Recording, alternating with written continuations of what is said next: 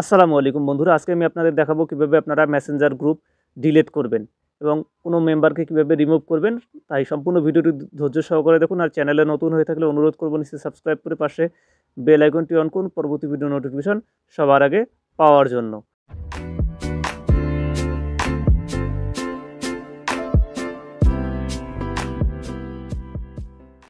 তো আমরা এই যে এখানে আমাদের একটা গ্রুপ আছে ফ্রেন্ডস ফরএভার। তো আমরা এই গ্রুপটা ডিলিট করতে চাচ্ছি। তো আমরা এই গ্রুপে যাব, যাওয়ার পরে এখানে যতগুলো মেম্বার আছে সবগুলোকে প্রথমত আপনি চাইলেই কিন্তু সবাইকে এই গ্রুপে ডিলিট করতে পারবেন না। এখান থেকে আপনি লিভ নিতে পারবেন, কিন্তু এই গ্রুপে আপনি ডিলিট করতে পারবেন না। ঠিক আছে, নিচে লিভ আছে। তো আপনারা লিভ দিলে, কেউ যদি গ্রুপ থেকে বের হতে চান তাহলে আপনারা লিভ দিয়ে গ্রুপটা বের করতে পারেন। ঠিক আছে, গ্রুপ থেকে বের হতে পারেন।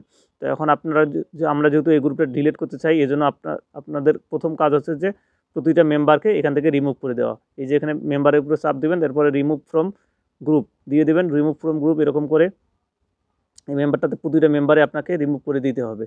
ঠিক আছে, প্রতিটা মেম্বারকে রিমুভ করে দিতে হবে, তাহলেই আপনি অটোমেটিক গ্রুপটা ডিলিট হয়ে যাবে। তো আমরা সবাইকে রিমুভ করে দিচ্ছি।